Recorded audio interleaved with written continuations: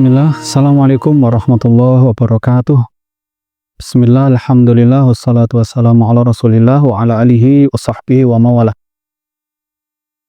Kaum muslimin yang dirahmati Allah subhanahu wa ta'ala, kita akan lanjutkan pada sesi berikutnya ini untuk mengenal penulis kitab Tafsirul Hadis, yakni Syekh Muhammad Izzad Darwazah. Siapa beliau? Beliau ini seorang aktivis, seorang ulama yang dilahirkan pada tahun 1305 Hijriah atau tepatnya 1887 Masehi di Nablus, Palestina. Keluarga beliau aslinya berasal dari Yordan, kemudian pada abad ke-10 Hijriah hijrah ke Palestina dan sampai kemudian ke generasi beliau.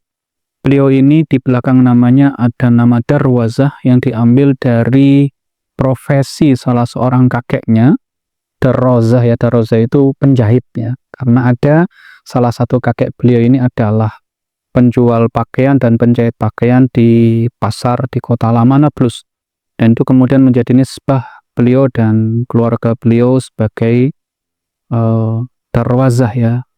Nah, beliau ini menyelesaikan pendidikan dasarnya pada tahun 1900, tapi kemudian ketika setelah selesai pendidikan menengahnya, beliau pengen melanjutkan ke perguruan tingginya, terkendala oleh biaya ya, sehingga beliau kemudian masuk ke dunia kerja gitu ya, dan diterima di kantor pos Khilafah Utsmaniyah waktu itu di Nablus. Dan posisi beliau yang bekerja di dinas pos ini sangat strategis karena apa? Karena waktu itu banyak koran-koran yang beredar di Timur Tengah waktu itu disalurkan kepada para pelanggannya melalui jasa pos, sehingga beliau praktis sangat luas bacaannya terhadap realitas berita-berita, informasi dan tulisan-tulisan para aktivis di Timur Tengah waktu itu, baik di Mesir, di Syam, di Palestina maupun di dunia Arab pada umumnya waktu itu, terhadap isu-isu kontemporer yang sedang terjadi, terutama terkait dengan penjajahan, terkait dengan dominasi Barat di wilayah Timur Tengah di masanya. Syekh Izzad Darwazah ini terus naik karirnya dari semula pegawai di kantor pos ini sampai kemudian pada tahun 1914 ya, beliau ini kemudian ditunjuk sampai 1918 menjadi Direktur Jenderal Pos di Nablus ya, di Beirut.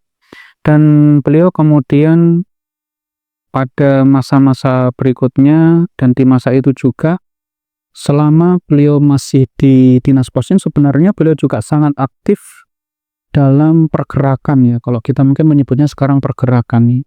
Salah satu hal yang paling mendasar yang beliau perjuangkan di saat itu tentu adalah berkaitan dengan isu Palestina, negeri beliau, tempat kelahiran beliau, di mana waktu itu sudah mulai banyak ya orang-orang dari luar, orang-orang Yahudi dari luar Palestina yang datang bermigrasi ke Palestina dan membeli tanah-tanah milik bangsa Arab, milik penduduk Muslim di Palestina, untuk dibeli oleh mereka atau direbut dengan cara paksa. Dan beliau memperjuangkan tanah-tanah itu supaya tidak jatuh ke tangan mereka. Akan tetapi kemudian juga kita menyaksikan bagaimana campur tangan Inggris waktu itu, yang waktu itu menjadi pemegang mandat untuk wilayah Palestina sejak tahun 1922, sehingga beliau kemudian aktivitas ini sering berbenturan dengan pihak otoritas Inggris, dan beliau berkali-kali masuk penjara, keluar masuk penjara, sampai akhirnya di tahun-tahun itu ya, beliau mengorganisir ya pemogokan massal itu tahun 1936, yang akhirnya kemudian berakhir ricuh, terjadi pertumpahan darah yang luar biasa, dan itu berulang gitu ya, sehingga akhirnya kemudian pemerintah Inggris itu yang jengkel gitu ya, karena tidak bisa menangkap beliau waktu itu sedang ya keluar dari Palestina dan bermukim di Syam ya, bermukim di Damaskus. Sampai akhirnya kemudian pemerintah Inggris meminta kepada Prancis waktu itu menguasai Syam untuk menangkap Syekh Izzad Darwaza. Dan akhirnya pada tahun 39, beliau ditangkap oleh Prancis, diadili oleh pengadilan militer, dan akhirnya dipenjara sampai dilepaskan pada tahun 1941. Tahun 41 ini adalah masa di mana Perang Dunia Kedua berkecamuk ya, mulai berkecamuk, mulai memanaslah situasi dunia waktu itu ya. Hubungan antara Jepang dengan Amerika dan seterusnya di situ mulai memanas. Dan setelah beliau keluar dari tahanan Prancis di Syam, beliau kemudian berhijrah ke Bursa di Turki, karena itu mungkin yang paling aman situasinya waktu itu secara politik, secara keamanan. Dan di sana beliau beruzlah di sana, beliau mulai menulis draft kitab tafsir Tafsirul Hadits ini ya.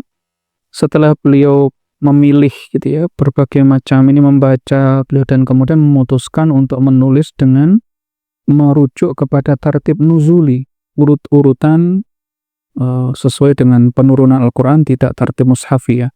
Pada tahun yang sama, sekitar tahun 40-an itu ya, di tahun 40 setelah beliau ini mulai menulis ini, beliau juga mengalami jadi ada problem-problem kesehatan ya. Jadi kan ini beliau ini kan sudah sangat sering keluar masuk penjara, sehingga ada asar ya, efek yang beliau rasakan atau beliau dapati di fisik beliau ya. Salah satunya beliau itu mulai sekitar tahun 30-an sebenarnya itu, setelah sering keluar masuk penjara itu sudah mulai tuli ya. Jadi kayaknya mungkin akibat penyiksaan, akibat ya begitulah perlakuan di penjara seperti itu yang sangat kejam, sehingga beliau itu kemudian pendengaran beliau mulai berkurang, bahkan berakhir kemudian sama sekali tuli di tahun-tahun 40-an awal itu ya. Dan itu sangat membantu untuk beliau malah fokus gitu ya. Ini blessing in disguise gitu ya, mendapatkan rahmat meskipun dalam situasi musibah ya, kehilangan pendengaran, tapi dengan tidak punya pendengaran yang sempurna itu malah kemudian tidak terganggu oleh macam-macam hal.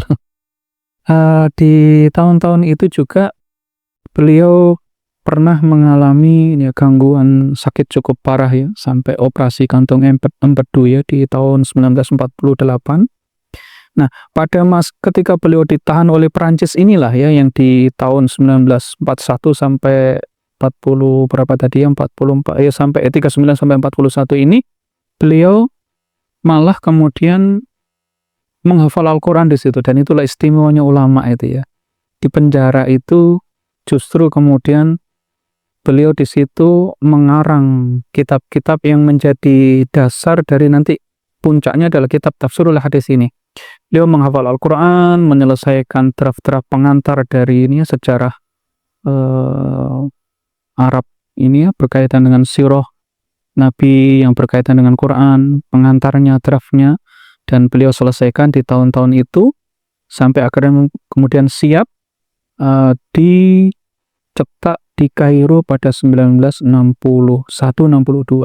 Jadi kalau beliau menulisnya itu sudah 1941 dan baru selesai sekitar 1962, itu artinya pada masa sekitar 20 tahun ya. 20 tahun kitab tafsir ini ditulis ya, sebuah keistiqomahan yang luar biasa ya. Ini bukan pekerjaan yang ringan ya, kalau orang 20 tahun menulis sebuah kitab tafsir yang luar biasa ini ya.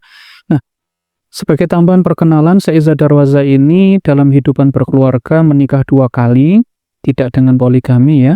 Istri beliau yang pertama itu adalah putri pamannya sendiri, Fatimah binti Qazim Darwaza. Itu wafat pada tahun 19 berapa itu ya, tahun 38 ya. Jadi pada masa beliau sering masuk keluar penjara ini, istri beliau wafat, dan beliau dikarunia 4 orang anak yang sampai dewasa. Ada beberapa orang yang tampaknya wafat atau meninggal ketika masih kecil ya. Keempat putra itu ada Zuhair, Salma, Najah, dan Rodina. Dan kemudian setelah sekian lama beliau sendiri. Di tahun 46 beliau menikah lagi dengan La'iqah binti Anis At-Tamimi, namun tidak dikaruniai keturunan dan istri beliau wafat pada tahun 1975. Syekh Izzat Darwaza ini melalui masa yang panjang dalam hidupnya dan beliau kemudian wafat ya pada tahun 1984 atau tahun 1404 Hijriah pada usia sekitar 97 tahun ya, setelah melalui masa yang sangat panjang dalam perjuangan, dalam menulis dan seterusnya, dan beliau juga menjadi anggota Majma' Lughah dan juga banyak lembaga-lembaga sejarah yang kredibel di dunia Arab waktu itu ya. Semoga Allah merahmati beliau, mengampuni dosa-dosa dan kesalahannya, dan menerima amal-amal solehnya. Insya Allah kita akan lanjutkan pada sesi berikutnya terkait dengan kitab ini ya. Hadanallahu yakum ajmain. Assalamualaikum warahmatullahi wabarakatuh.